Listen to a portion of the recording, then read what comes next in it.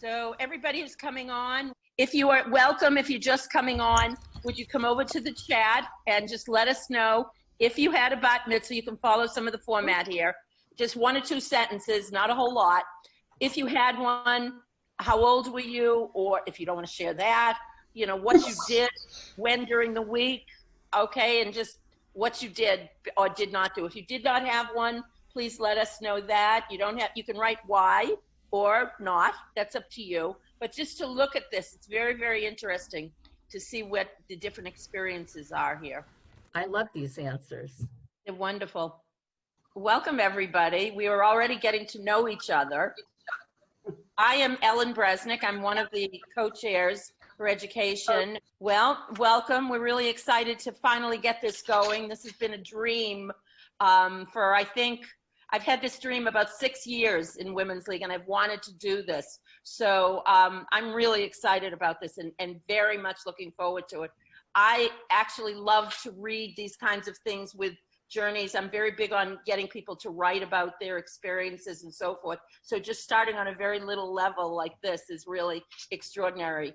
At any rate, I am one of the co-chairs with Julia Loeb, who will introduce herself in a minute, and of education. And my background is such that, as I put on here, I had a bat mitzvah in Milton, Massachusetts on a Friday night. I was 12 years and 4 months, because girls could have it 12 years, 4 months. You sort of picked it by convenience sake.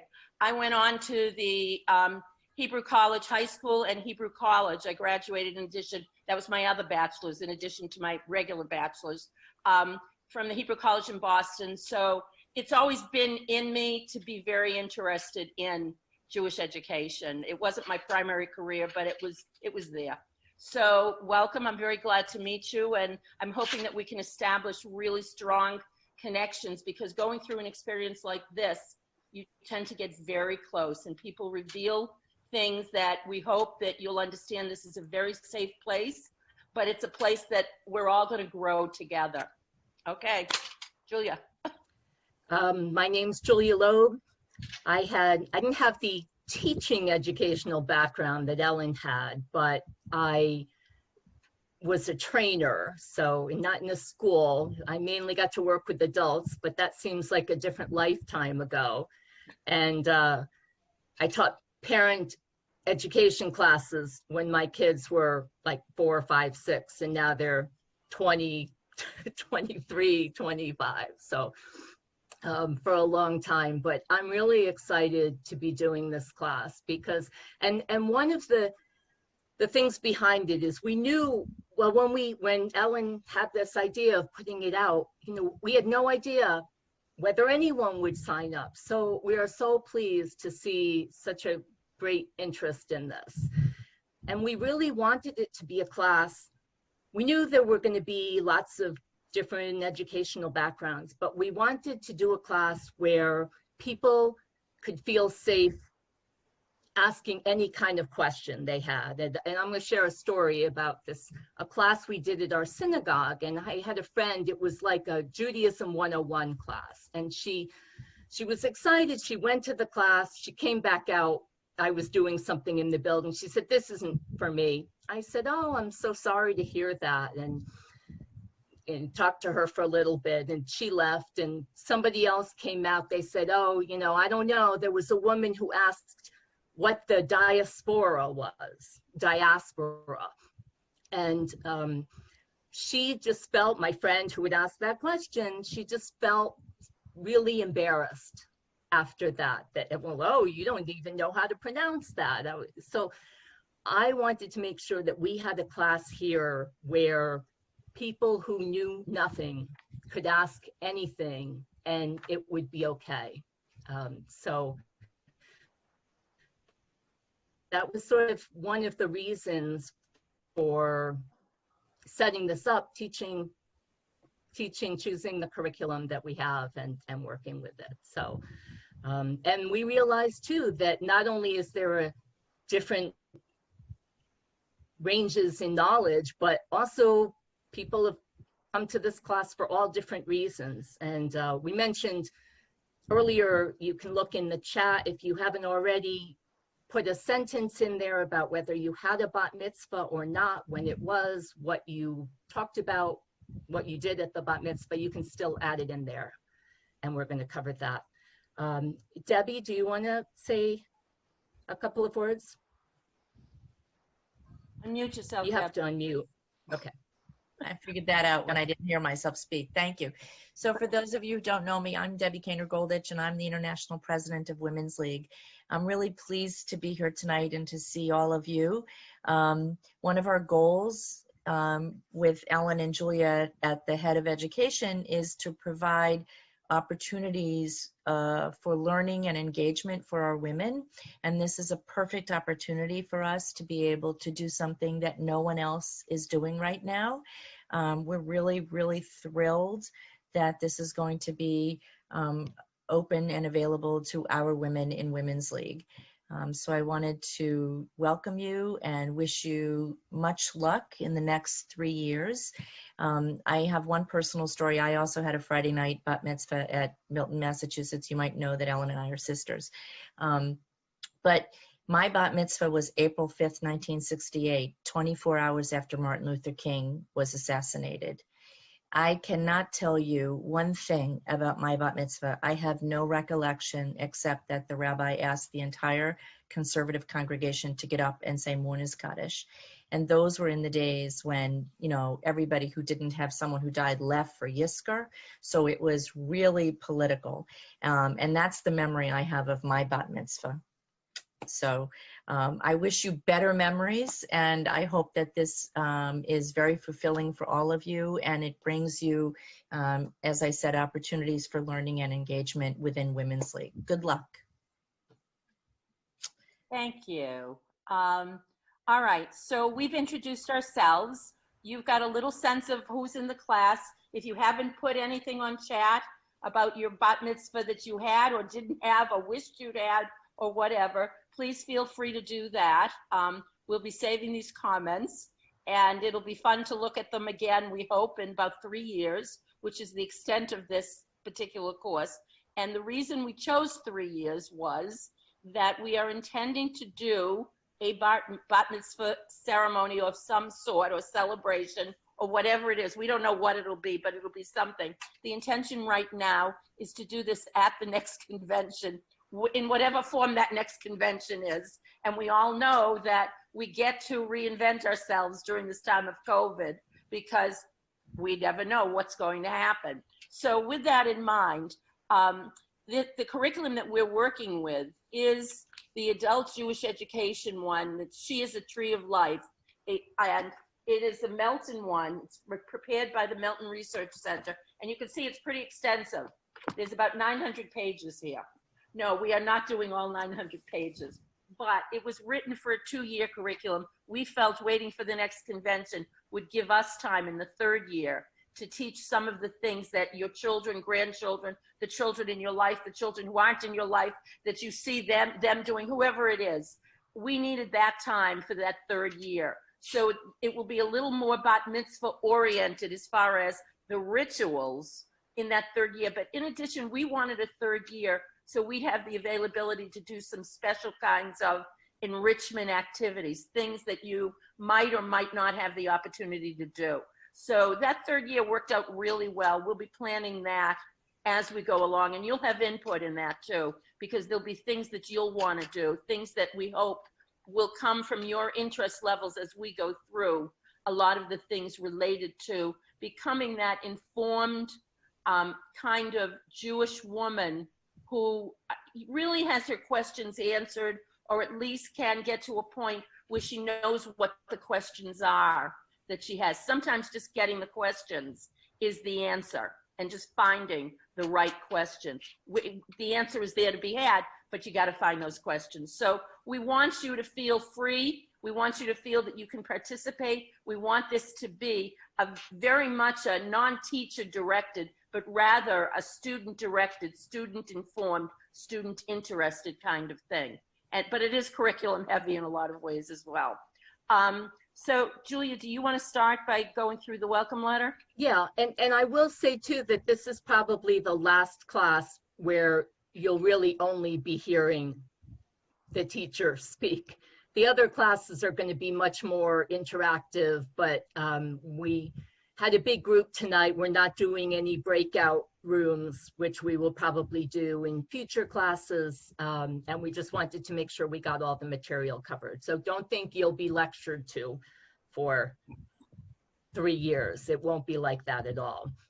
I wanted to go through some of the details in the class on the welcome letter that I sent out. Some of you who maybe registered last minute, if you didn't get this, just send me an email after class, or I'll have the whole registration list after class so I can compare it to that. But we'll be covering everything in there tonight. It was just in case you didn't get it.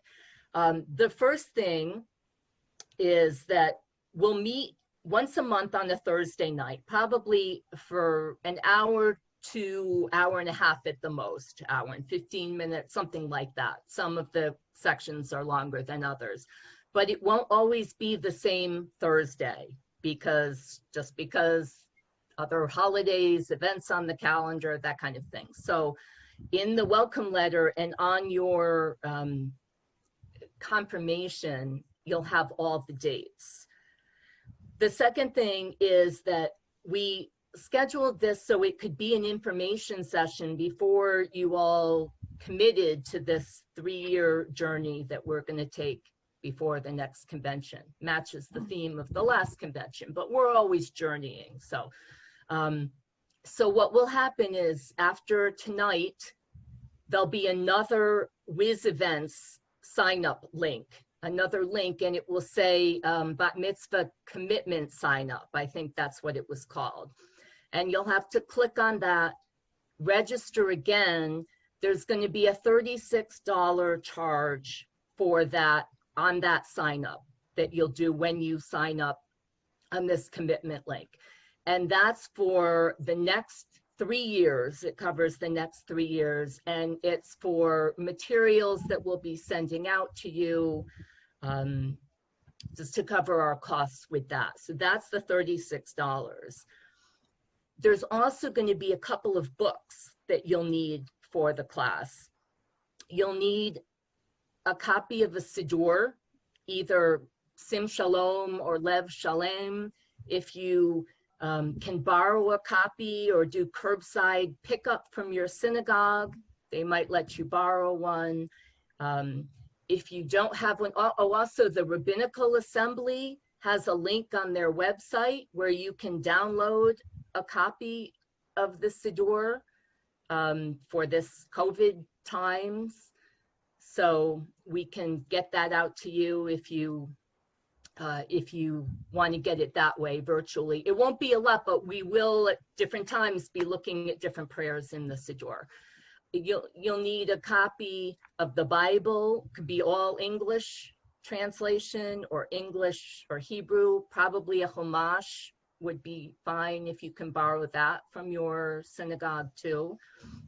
The 2 books that you'll have reading in before different classes, not every class, but some of the classes. The first one is going to be Reuven Hammer's Entering Jewish Prayer. And again, we'll send this to you, so if you don't get to write it down now. That will probably use by the 3rd class, which is the 3rd month. You can get it on Amazon. It's about $14.95 is that first book. The second book is Rabbi Artson's It's a Mitzvah. And that book we won't be using till the 6th month, probably. So you can space out purchasing these books. We'll let you know enough in advance that you can order them or get them out from the library and borrow it if you need to. These are the only costs. We were hoping that we wouldn't have anything more than the $36, and we expect that that's the cost for 3 years. So essentially $12 a year, but we have some unexpected, costs maybe coming up. We don't know how we're going to handle some of the museum trips that we can't take during COVID and so forth. So there may be brochures with things that we have to send for and things that will cost us money, which is why we went to the $36. Initially, the dream had been there would be no cost, but COVID has kind of changed things a little bit with that. And the 2 books, we originally there were 3 on the curriculum. We pushed it back to 2 to try and keep the costs low. And these 2 books are not extraordinarily expensive. But if you are having difficulty for any reason, please contact Rabbi. Rabbi, unmute yourself, and so they can, didn't give you a chance to say hello. Thank you. I'm Rabbi Ellen Wallensfields. I'm the Executive Director of Women's League for Conservative Judaism. And the price of getting books should not be a barrier for anyone. We can figure out a way to get you the books in some fashion and help you get that. And don't be shy about that. It would be completely confidential. You can email me and we can get it to you. And this is so exciting to see so many people here. Also, I know a few of you from other parts of my life. And what's really exciting is to know that, God willing, everyone continues this for the 3 years, and then we get to celebrate together, and hopefully your families come to celebrate with us at convention too. So it'll be really nice. And Yasher Koach to all. And I don't know if you were going to include a Shechianu moment in this, but this is definitely a Well, then let's do it at some point. We thought maybe at the end, but you want to do it? That sounds good. We could do it whenever you want. Okay, so then your job is to remind us at the end. Okay, Okay. I'll do that. Thank you. Thank you. First job. Okay, that would be great. So don't let any of these costs stop you. Obviously, if you can take it on, that would be great. That would be helpful. Women's League would appreciate it. But if you are having any kind of difficulty, and we know this is a difficult time for a lot of people, please feel free to contact the rabbi.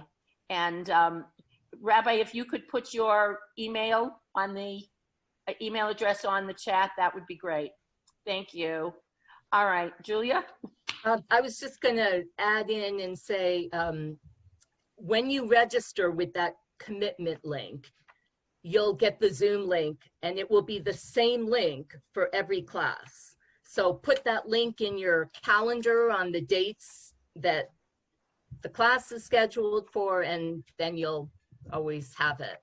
And so our next class here will be October 15th, Thursday night, October 15th. Right, it will always be a Thursday night, and you know, attendance is really important. We have this kind of down under our expectations. We know, and we've said this before, life happens. We certainly understand. And, you know, people get sick, people have something unexpected happens. But please, really, because this is a commitment, try to use your best judgment on what you can switch, possibly. We really want you here as much as you can possibly be here. It helps the class, you support the class, you know, you give to everybody, and it's really very, very important. What you bring, you never know what you will say that will affect somebody profoundly in a positive way. And that's why we need people here, because this commitment is part of taking on the responsibilities of being bat mitzvahed. So the attendance is a big part of it. Okay. Anything else on that? No. We got through that? Great. Okay. So remember to register again. You look for it. Rabbi, was Razel going to post that tonight or tomorrow? The new Probably tomorrow. Probably tomorrow. So start looking for it. Okay. Do you also want to mention the program tomorrow, as long as we have you here? Sure. So tomorrow, always at noon, Monday through Friday, we have a Psalms together where we study Psalms, sing Mishaberach before that, the prayer for healing, and after recite Kaddish. This Sunday, also we're saying, we don't usually do it Sundays, but this Sunday, our Yom Kippur, the morning of Yom Kippur, we'll have Yizkor as well. But more so, tomorrow at 1 o'clock, Women's League is part of a joint memorial service for Ruth Bader Ginsburg. And that's at 1 o'clock. You do need to register, and it's really going to be an incredible event. It'll be a half hour. We're one of the sponsors, and it's with the JCPA, the Jewish Council for Public Affairs, the JFNA, Jewish Women's International, Hadassah, and National Council of Jewish Women. So that's 1 o'clock tomorrow to remember Ruth Bader Ginsburg. Okay. And, you know, it's interesting because when I was thinking about where bat mitzvahs have been over the past, and this astounded me. there have been adult bat mitzvahs, benot bat mitzvah or benot mitzvah. It started really in the 1970s, and I said, oh, that wasn't so long ago, and then I did the math. It's 50 years. So, you know, it's astounding to think about it. And then to have, you know, Judge Ginsburg's death this week was really profound, because it looks like, you know, the 50-year time period was so much of the time period that she was so actively engaged, even before, obviously, but so much happened in the 60s into the 70s. And really, when did adult bat mitzvahs come about? The beginning of the 70s. And if you think about it, why would that make sense? Well, what was happening? So much of the women's movement and so much that we have read of what she did speaks to all of us. How many of you, when you heard about the different things, you know, related to her, thought of something that you experienced in that time period that showed it wasn't the way it should have been for women? Did anybody have that experience or think about anything? I thought immediately, I knew when I got married in 1971, and I went to apply. My husband was in law school, and I was the support for us. And I went to apply for a credit card, and I got told no. And I'll never forget, it was a Bank of America card, and the banker said, no, you might get pregnant. I said, listen, maybe, maybe not, but I'm working and I'm making a salary. Didn't get that credit card. Bet he's sorry now. Okay.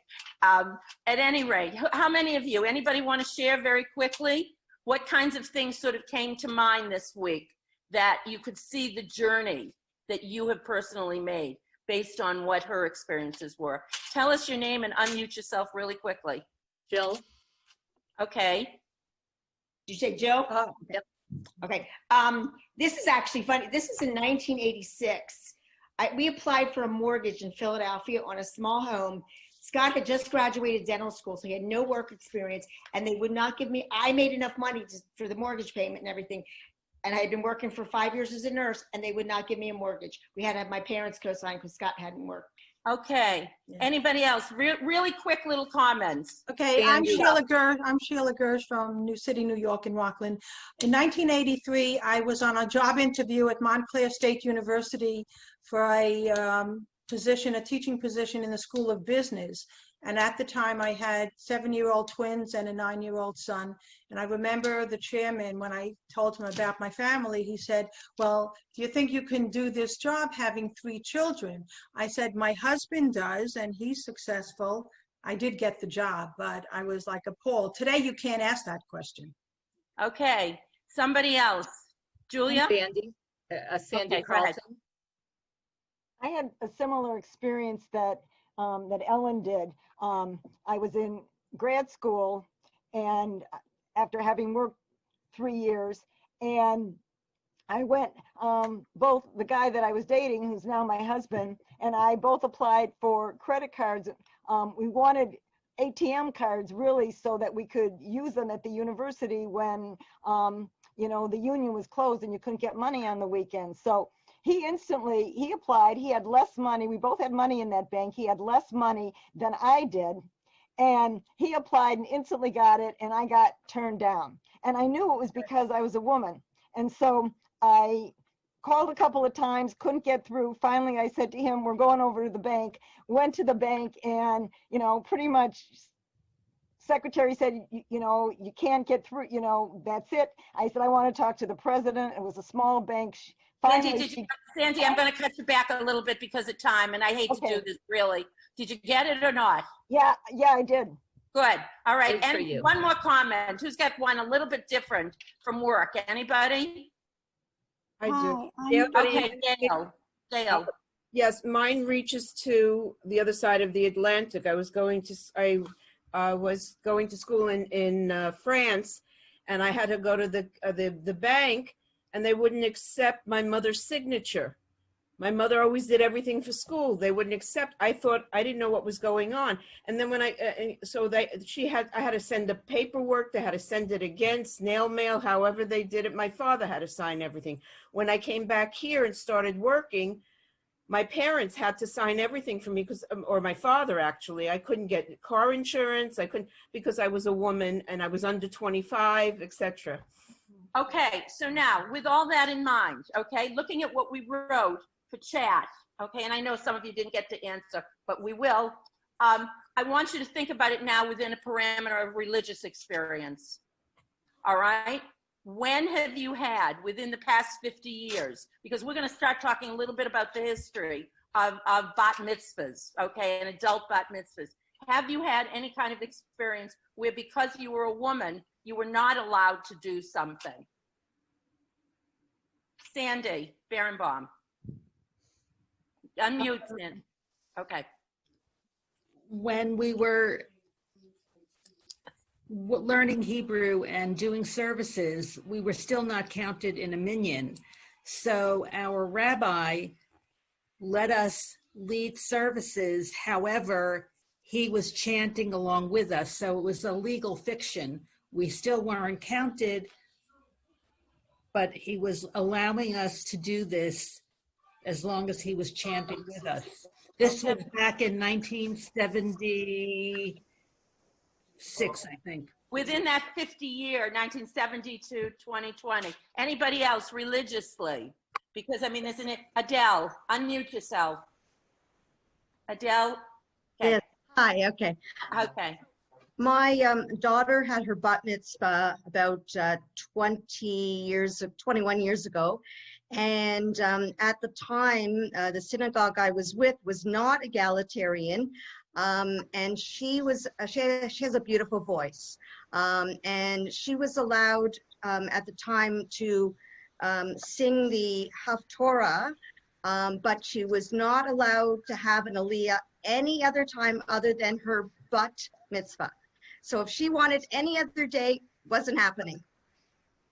Okay. The bat mitzvah. Anybody else? Marion. Me.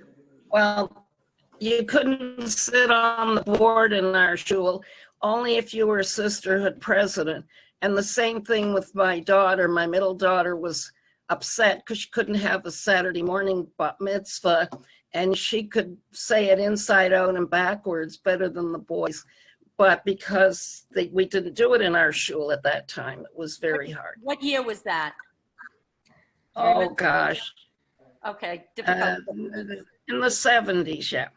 There it is. I mean, and we see why the power of the 1960s into the 70s, the end of the 60s, the 1970s, was such a transformative moment for these bat mitzvahs and the existence of and the development of adult bat mitzvahs. Do you have your hand up? Anybody? Dana? Yeah, Sheila. Oh, Okay. Sheila. As I said, I have twins, boy-girl twins. In 1989 was their B'nai Mitzvah, and my synagogue, being conservative and never allowing a girl on the bima prior, wanted my daughter to go Friday night and my son Saturday morning, and I said no.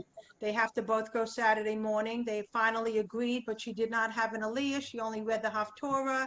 She didn't read from the Torah as my son did. And it took them about 2 years until after that, because they didn't even want her standing on the bima, but they had to. And 2 years later, then girls were starting to have bat mitzvahs on a Shabbat. Okay. Anybody who hasn't made a comment yet? Who, Anne. Well, actually, like I said, mine was Orthodox, so it was 1959. We were a class. We were not allowed to go on the bima. We had to stand in front of the bima. They would not let us be on the bima, and we had English parts. Okay. So it's a big difference. I love being part of egalitarian. All right. Now I'm going to ask you to look over in the chat and find a comment that you find really, really interesting. Something that you hadn't thought of, that particular woman who's now going to be a friend, okay, that look and see what somebody's experience was and see if you find something really interesting there about that experience. Either it evokes something in you, or you've heard a similar story, or something that you hadn't thought of before. And if you have, I'd like to hear from as many people as possible tonight. Anybody see anything really interesting?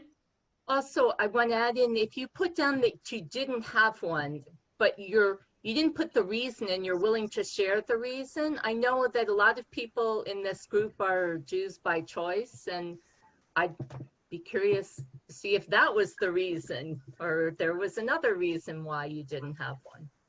Okay, Corinne, Unmute. unmute yourself. Can you hear me now? Yes. Growing up in South Africa, there was never conservative Judaism. You were either Reform or you were Orthodox. That was all, right? And so we were Orthodox. Okay. And coming here in 1986 is when we arrived. It was very automatic to join. We joined a shul, which is conservative, docs, kind of. Men and women sit together, but the women have absolutely no part in it. And we still belong to a synagogue like that, except women can do the Haftarah. But it sort of ends there. There are no aliyahs or anything else. But I think it's because my husband, particularly, because thank God for Women's League, where I've had the opportunity to do things. But we were brought up Orthodox. So it's very foreign to, like, a lot of people's outlook. Okay, so you That's said the interesting magic because word. we had no choice. Okay, Corinne, you said the magic word. Organizations like Women's League have enabled women to do what? Have enabled women to become part of the shul service and to learn and to be educated and to be able to spread that education and better themselves and others. So within this 50-year time period, and I really want to hear from as many of you as I can, within this 50-year time period, which, I mean, I remember the 1970s really well, and I think 50 years, but these really have been transformative years. And I think that's why there's been such an outpouring for what has happened this week. And certainly with all respect to this wonderful, extraordinary woman and role model for, you know, all of the younger women around us as well as the younger men and so forth, to see all this. This 50 years have been really powerful. And there's been a lot of grassroots development. Certainly we saw this in the beginning when you made the comments with the workforce. It was very, very obvious in the 1970s and the 80s, you know, with women and glass ceilings and all the things that we've heard as we've been brought up.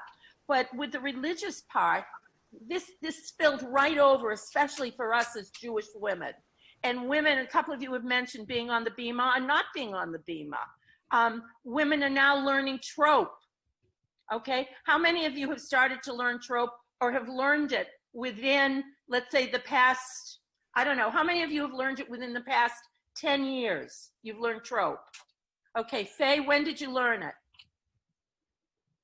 Unmute yourself. Actually, I learned trope. I took a class with the cantor of my synagogue, and I would say it was probably in, it was before my daughters had their bat mitzvah, and they had their bat mitzvahs in the 80s.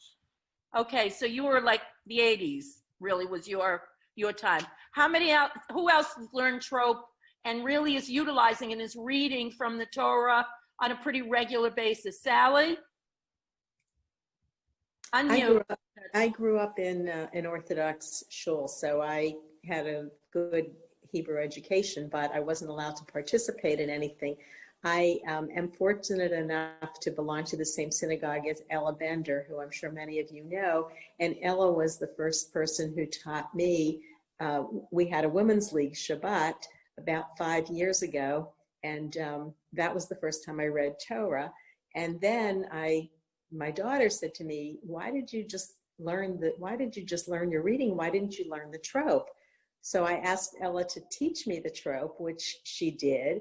And then she taught me the Haftarah trope. So now I know both and can do both, and even know the Rosh Hashanah trope. So okay, good. I've come a long way from my Hebrew school days. One of the things about Women's League Shabbat is it gives people that sort of reason to learn something.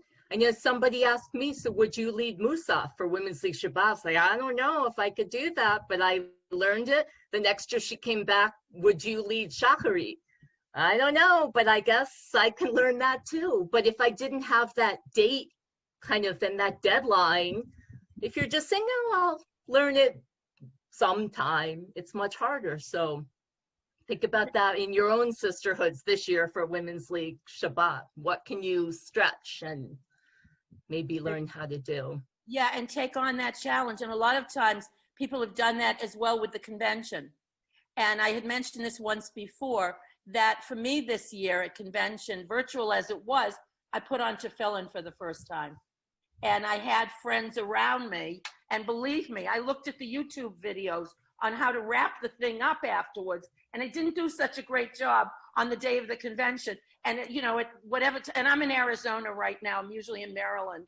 So later that evening, I was, you know, back to the YouTube video, and I know they're in the case. Not great, but you know, it was fine. It was okay. I had done it. And a couple of conventions ago, and I remember this very distinctly, women were wearing not just a talit, but for the first time. There were a number of women, always at convention, that are doing it for the first time, or Women's League Shabbat. And there were a number that had read Torah for the first time at convention. And imagine that one for an audience, okay? A lot of people in the congregation, but there's a trust that we hope has been established, certainly within the organization, in getting our women to try these things. So with this whole 50-year period, we've got the development of the adult bat mitzvah. We've come a long way, baby, haven't we? And it's not just the workforce for Jewish women. It's something very distinct within the whole religious experience. And it's interesting to look at some of the other religions and look at what women are striving for in some of the other religions as well. And you see that need to grow and to push. So it really is a grassroots movement. The other thing is, somebody mentioned serving as part of the board of directors, that only the sisterhood president could be on the board of directors. How many of you now are on either, maybe are a president of your sisterhood, not just sisterhood, you're president of your synagogue? We'll get to sisterhood in a moment. But how many of you are presidents of your synagogues? Anybody, or have been? Any hands up? Okay, brave souls. All right, Arlene, how long did it take you to get there? Meaning, when you say how long did it take me to get there? Yeah. How many offices to did be you president? have before? This was a very unique situation, and our congregation was in flux and leadership. And I had been president of other organizations in Birmingham. I live in Alabama. And, you know, sometimes when you just have that, you know, you're administratively geared and you understand and you can rise to the occasion. That's what I did, because people were very encouraging and we were at a good time in a congregation. So in essence, I had an easy term. Okay, good, thank you. Anybody else want to talk about being synagogue president? I keep wanting to say sisterhood president, and I know there are a lot of you out there. But anybody else? I have to go from page to page here, so I'm trying very hard to get to everybody. Nobody else? All right, what about sisterhood president? That one's an easier one, right? Easier journey? Okay, who haven't we heard from wants to say something? Alyssa? Hi, I'm Elisa Khan from Fairfax, Virginia. I have the best position, immediate past president. Okay. I was very, very happy to be co-president for 2 years. Our sisterhood is relatively large, so we have 2 co-presidents, and it was wonderful. And as presidents, we sit on the board of our synagogue as well. How many of you had other positions beside sisterhood president or synagogue president and were on that board? And how many of you were on an executive committee where it really was? All right, a couple of you. Anybody who hasn't spoken? Sally, we haven't heard from you tonight, have we? Can you unmute? Sally, unmute. Okay. Good. I was sisterhood president, and being sisterhood president, I sat automatically on the executive board of the board of trustees. But in the shul that I sort of grew up in as an adult, and when my children became bat mitzvah, it was a conservative shul, but not egalitarian. Even if you were president of the synagogue, you wouldn't, and a female, you were not allowed to sit on the bima. We started a chorus for during the holidays to chant the various Megillot, and we were only able to do it from the front of the bima on the floor, you know, at floor level. And a woman's service that we had, we were not allowed to have that in the sanctuary. We were allowed to go to the chapel and have our women's service for Simchat Torah. Did you have any other positions besides sisterhood president, Sally? Not in my synagogue, no. Okay. So, you know, looking at this, you can see the different positions where people have sort of made their mark and, you know, grassroots kind of pulled themselves up and said, you know what, I'm here and I want to be part of this community. So one of the things that Julia and I were really trying to work out as we planned this evening was to tell you that when we talk about the curriculum, and we'll talk about the curriculum in a minute or two, we wanted you to realize that there's so much that comes with being a bat mitzvah. And for some of you, you're going to look at this whole course and think, wow, this is really like an intro to Judaism. And it's being like at the buffet table of Judaism, because you're going to pick from a lot of different things to learn. And there'll be things there that you know a lot about a little or a little about a lot, whatever it is. So we want you to understand, one of the goals of this is, as Jewish women, when we take on the goal of becoming a bat mitzvah, it's really not to just know a lot of facts, but it's to learn how this whole thing fits together, how it empirically fits together, emotionally, spiritually, ritually, in a way that's very different from taking a history class or even a pure intro to Judaism class. Will be missing a lot of the spirituality that we hope you'll get within this class, because we're going in a lot of different directions. You might learn about Israel. There is one unit on Israel, just because it is a lot about a little or a little about a lot, whichever way you choose. But when we get into that discussion of Israel, it's not just the history of Israel. It's not just, you know, life in Israel, for example, but it's about the feelings that are associated with being in Israel. That if you have never been and you go for a first time visit, what does that evoke in you? There are some very, very strong feelings. It ties in, certainly, I know a lot of youth trips, they are taken to Europe and they're taken to the children visit. And I know at the day school that I taught at for 20 something years, the children went to Europe, they went to the camps, they saw the camps, and then went immediately to Israel. So they would have the spiritual experience of knowing what it was like when Jews went from the worst of the worst to something that had always been such a dream for such a long time, way back with Theodore Herzl. So, you know, that experience is something that we hope to convey with this. Yes, it may look like an intro to Judaism class, but that's not the goal. And what happened a lot with these adult bat mitzvahs was there had to be a curriculum, and people realized this,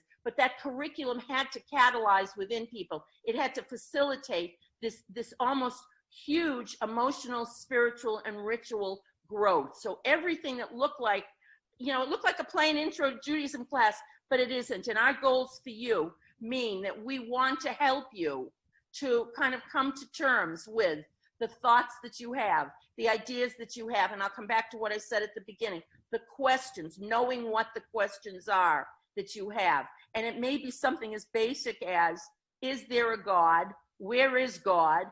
What does my God look like? You know, can I speak to God?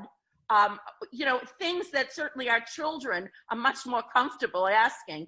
And as we become adults, it becomes much harder to ask. So one of the purposes of an adult bat mitzvah class is to get you to kind of go back to those questions and find those questions. So yes, it looks like an intro to Judaism class, but no, it's so much more than that. All right, I think, Julia, what if we go down to the structure of the class and then we will take any questions. I think we've kind of covered a lot here. Right. Thanks. So the way that this is set up is so that you can participate in the service and in worship, but you can't do that without having this basic Jewish literacy. So let me see if this will work. I sent everyone, I know it was hard to pull up, it was a big file, but I sent this in the welcome letter. This is the outline of the curriculum. And so you can see a little bit how it's structured, that we're going to move into creating a sacred space, and then as this community, this learning community, and then we're going to move into the structure of Jewish time, daily time with the praying the 3 times a day, and then we'll move in, we'll kind of take a little break for kashrut family time, and then weekly time with Shabbat, monthly time, Rosh Chodesh, and then yearly cycles with the holidays. And so you can see it'll have, it may not end with this Yom HaShoah, but yes, for now, everything will be virtual. I think Dana mentioned we'll be doing virtual field trips, if it lists field trips on here, or a lot of places have, a lot of museums are doing online tours or things like that. We'll have to work some of those out. It hasn't been all set. At the end of this year, this unit, year-long unit, which again, remember this was a 2-year program, we're stretching it out into 3 years. So it won't be exactly, oh, well, you didn't get to this unit this month. Don't worry about that, we'll be covering it. But then we move into God, Torah, and Israel, ideas about God, text and prayer, here's the field trip listed, and then talking about halakha and the Torah and some group projects. A lot of this is studying in small groups or in pairs, the chavruta, and it's kind of hard to do that in a breakout room with 50 people. We'll have to see. We can set up a couple of breakout rooms and maybe do smaller groups. There's a unit on Israel in literature, contemporary life, his section on women in the synagogue, you can see.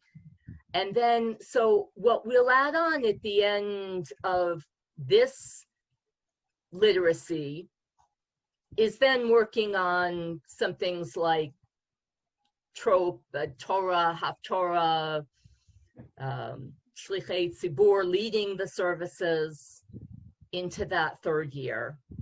And writing Divrei Torahs too. And writing Divrei Torahs. And it will culminate, as Ellen said, with this some kind of celebration at convention, which is not going to be something that's required to attend, or, you know, if you want to go through all the learning and not participate in it, that's fine too. And we're not going to say, well, you must attend convention. We'd like you to attend convention and participate in this, but we understand that not everyone will be there, and we'll find a way to celebrate with you too. The curriculum was emailed. It's attached to the original letter that I sent, the welcome letter. Oh, that's a good question. There was a question about whether you have to know Hebrew. So you will know some Hebrew by the end of the 3 years, because we're asking everybody here to have at least a reading knowledge of Hebrew. That's one of the reasons why we're offering a beginning Hebrew class. Those 2 classes, there's 2 beginning Hebrew and an intermediate Hebrew that already are filled. And I know a lot of the people here are in that class as well. But we'll be offering it again, and we're just asking you at some point during the 3 years of study to take that beginning Hebrew class, which covers the Aleph Bet. It's really for people who know nothing of the Hebrew alphabet. And it'll be learning the letters, and just like, you know, those who can remember, I don't remember when I learned to read, but you learn the letters. I know teaching it, you learn the letters, and then you put combinations of letters together and sound it out. It's all going to be based on prayer reading from the Siddur, not conversational Hebrew, although you may learn some conversational words here and there, but it's really focused on getting a reading knowledge of Hebrew. And I'm sure there are many people here who don't have that yet, and that's fine too, or who learned it back when they were young and now couldn't tell an aleph from a bet. So And that's don't worry fine if too. you were That's not why, able to, if you were not able to enroll this time, we will be offering beginner classes for the next 2 years. So just kind of, if you want that support, it will be available. We are offering an intermediate class for some people who want to just strengthen their tefillah reading and whatever. So that'll be happening as well. And our semesters are about, the classes are about 13 or 14 in a class. We kept it to that size so that everybody would have the availability and the access to get, you know, to really practice their reading. And we, you know, you will strengthen all of this, but if we're leaving this up to you. That is a requirement as to when you take it, but it is a requirement from us that you must have a reading knowledge of the Hebrew. Okay. and if you already have that, that's fine too. Yep. You don't have to go back and take a beginner class just to take it. There will be, okay, this is the teacher and the teachers in both of us. There will be some little homework assignments. You have a month in between. These will not break you, I promise. You don't get graded. There are no tests. So relax, okay? This is truly the first expression of Torah Lishma, learning for the sake of learning.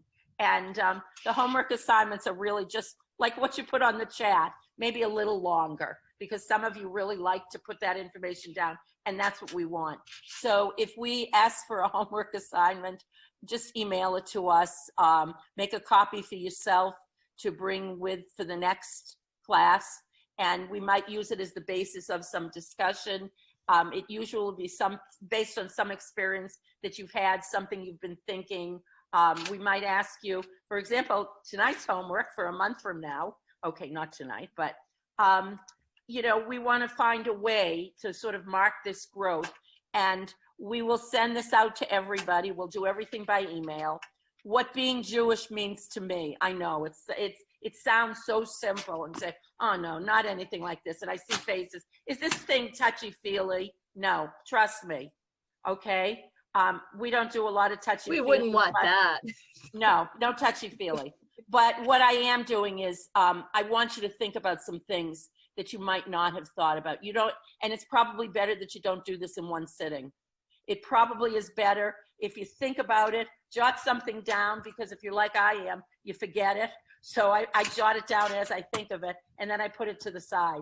But a paragraph, we're asking for only a paragraph.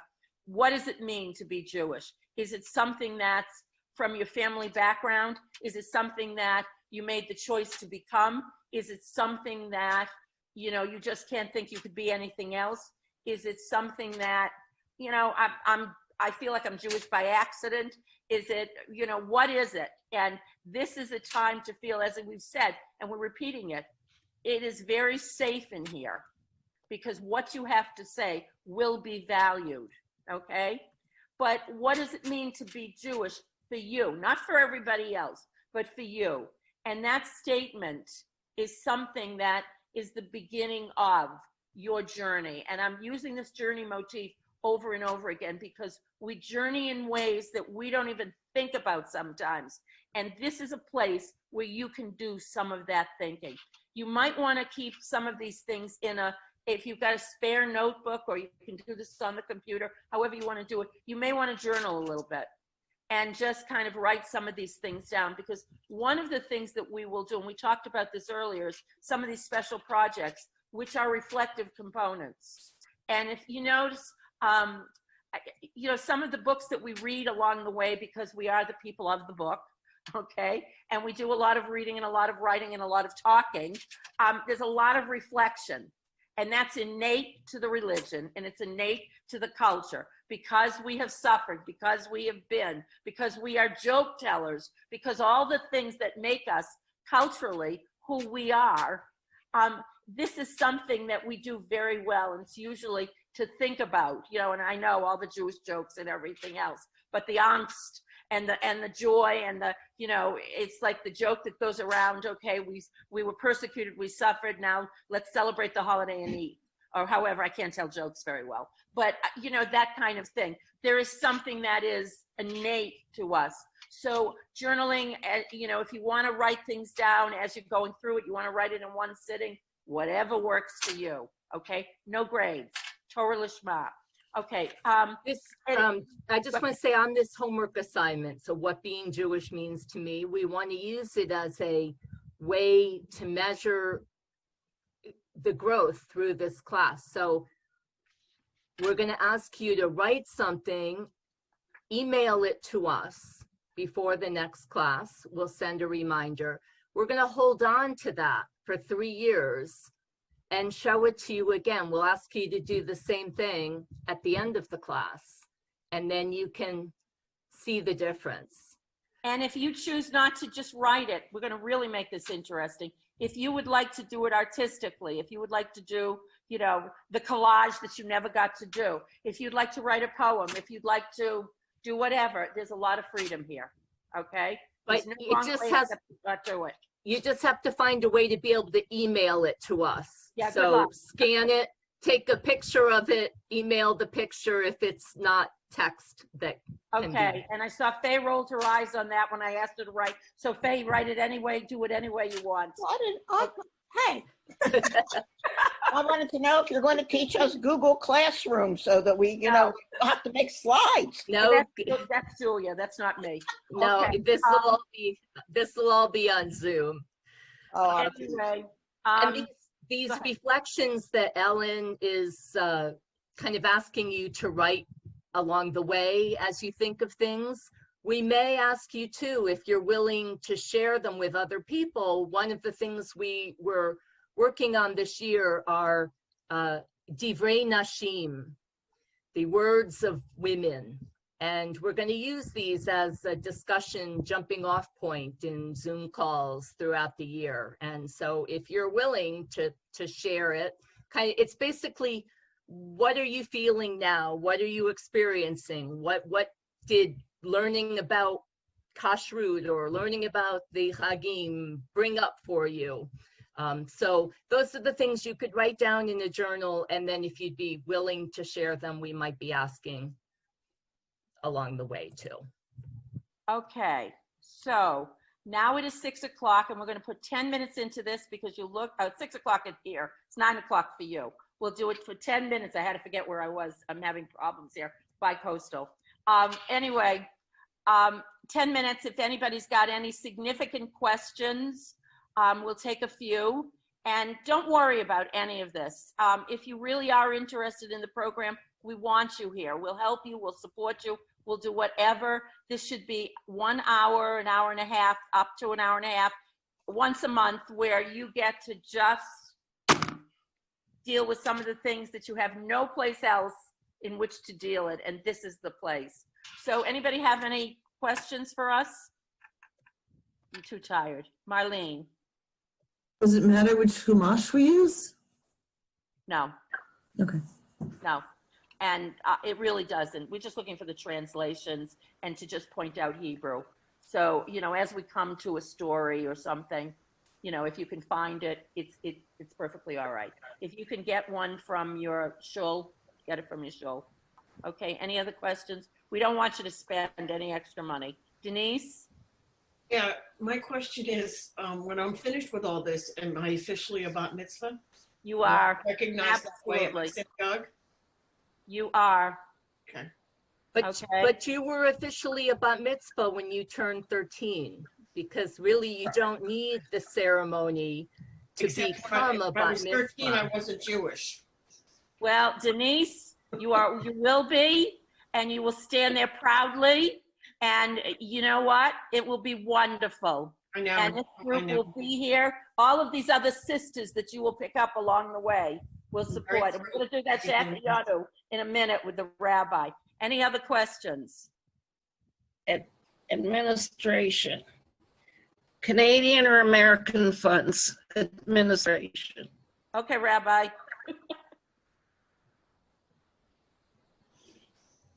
Did you hear it? Well, I think we could take Canadian. My past president, current president on. We did. What'd you say, Carol? Why not? What? Why not? Yeah, why not? I mean, just pay in whatever currency you pay. There you Okay. All right, don't worry about converting it. That's what I meant, because I can't get to the bank right now. Yeah, no, and I want to say one other thing, that we have people who will anonymously, the people don't know who's getting it and whatever, but if for some reason you can't buy the books or you can't pay them out, I do not want that to be a barrier to anybody. It'll be, just tell me you need it and we'll make it happen, okay? So. Okay. Corinne, and then Adele, was your question answered? I saw your hand too. Hold on. Was it answered with that? Well, no, I was going to actually just say, being the Canadian liaison, if we made it a donation, I think that it wouldn't be a problem paying in Canadian funds. I'm not the person to talk to. We can speak to Debbie about that. Okay. Corinne and then Carol. All right, Corinne. Corinne, unmute yourself.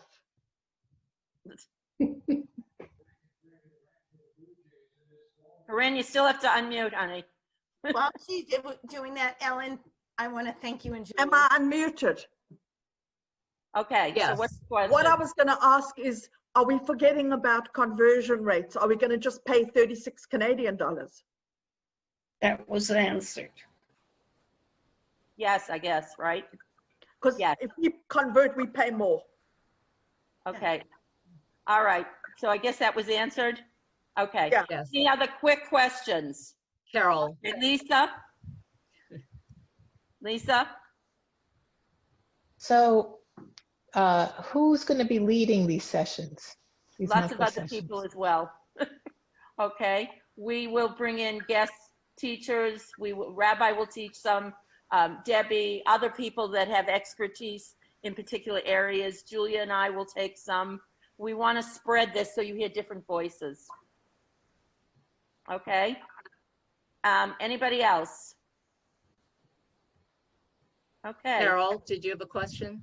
I have a question. I have a question. If we do miss it, I see it's recorded. Will we be able to get the recordings? They will be recorded, right, Rabbi? They are going to be recorded and it'll be posted on well, we'll see where we post it. The participants will get things first because we really Well, that's what I'm asking, because like I think I have a sisterhood event in one of them. I'm not sure. All right, but we would ask, Nancy, again, we're all adults. Please use your best judgment. Finagle what you could finagle, change things as you can, because what makes this work is to have as many people as possible. Understand, we really get it. You might have conflicts. We get that. But try to be at as many of these as you can be. I plan on it, yeah. And if you're listening to the recording, then you're not a part of the small group discussion, or you don't get your questions answered. All right, Carol, and then Rabbi will do the Shehecheyanu. No, Gail. Okay. What am I not seeing? Where's Gail? Yeah. You need to unmute, Gail. Sabina has her hand. When we go to the breakout rooms, will it be the same group of people each time, or will it be varied so we can get to know everybody? I think we're going to try and vary. We will try and vary just because it's a good thing to do. Okay? Sometimes it's randomized. You can randomize I'm shaking it. my head, yes. It's a lot easier to do a random separation. Yeah. All right, Sabina. Any other quick questions? Last question or so. Did I get everybody? Adele? Question, will there be any learning of trope on this? Yes, last year, the third year.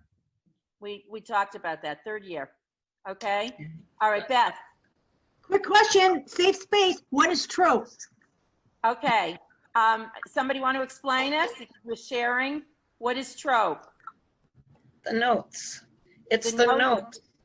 The notes for the Torah reading. Oh, the chanting. Yeah. And the The cancellation. The Okay. music tune. All right. The notes. Good. Thank you for asking that question. That's what we're looking for, because that's the trust element that is part of this. Thank you. Thank you. All right. So Rabbi, you're Yes. on. I'm hoping that people, it might be a cacophony of people saying it together, but I think it would be great if we did say the Shechianu together. I put the words in the chat because I never assume that everyone knows the words or vocabulary, anything that we're learning together. So we'll start together. Baruch. All right, Rabbi, do you want to tell us what